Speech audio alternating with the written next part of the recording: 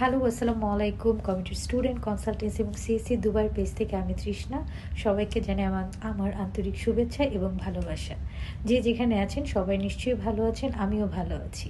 আমি সাধারণত যে সকল ভিডিও করে থাকি সেটা কিন্তু বেশিরভাগ ক্ষেত্রে কোনো প্রকার আইএলটিএস, কোনো প্রকারের ব্যাংক ফান্ড এবং স্কলারশিপ ছাড়া আপনারা কিন্তু দুবাইয়ের হায়ার এডুকেশন করতে পারেন। এই ধরনের ভিডিও কিন্তু আমি সাধারণত মেক করে থাকি, কিন্তু আজকের ভিডিওটা টোটালি ডিফারেন্ট। কারণ আজকে আমি আলোচনা করব ভিসা ফি এবং রিফান্ড পলিসি। আমাদের বাংলাদেশ, আমাদের প্রিয় মাতৃভূমির রাজনৈতিক অবস্থার কারণে একটা যে আমূল পরিবর্তন হলো, তার জন্য কিন্তু আমাদের স্টুডেন্টরা কিছুটা হলেও ওয়ারিড, যে তারা ভাবছে যে এখন রিজেকশনের ব্যাপারটা যদি হয় তাহলে কি হবে।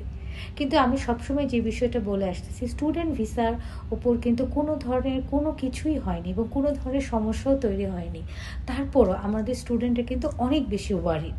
তো আমাদের কমিটেডের পক্ষ থেকে আমরা কিন্তু বীর সিম্পরিয়াল ইউনিভার্সিটিতে এই প্রস্তাবনা করেছিলাম যে আমাদের স্টুডেন্টরা যেহেতু রাজনৈতিক অবস্থার কারণে সব কিছুর কারণে ওয়ারিড, তাহলে আমাদের ভিসা ফি রিফান্ডের যদি কোনো ব্যবস্থা করে দেওয়া হয়।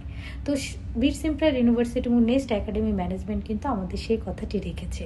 এবং বাংলাদেশের স্টুডেন্টদের জন্য আমি বলতে চাই যে এখন তোমরা ভিসা ফি দেওয়ার পরে কোনো কারণবশত যদি সেটা রিজেক্ট হয়, তোমরা কিন্তু ভিসা রিফান্ড পেয়ে যাবে, ভিসা ফি রিফান্ডটা পেয়ে যাবে। তো যদিও রিজেক্ট হওয়ার কোনো সম্ভাবনাই নেই, তারপরেও তোমাদের অনিশ্চয়তার কথা চিন্তা করে, যেটা আমরা সবসময় করি, কমিটেড সবসময় স্টুডেন্টদের কথা চিন্তা করে এবং তাদের অনিশ্চয়তাই আমাদের কিন্তু প্রধান গুরুত্বপূর্ণ বিষয়।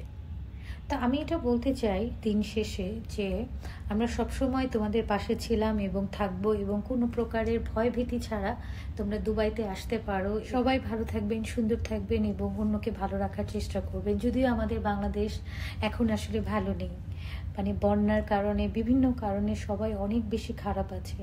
আমাদের দেশের জন্য দোয়া করবেন, আমাদের প্রত্যেকটা মানুষের জন্য দোয়া করবেন, যাতে আমরা এই প্রতিকূল অবস্থার ভেতর থেকে উঠে আসতে পারি এবং প্রত্যেকটা মানুষ সুস্থভাবে সুন্দরভাবে বাঁচতে পারি। আল্লাহ হাফিজ।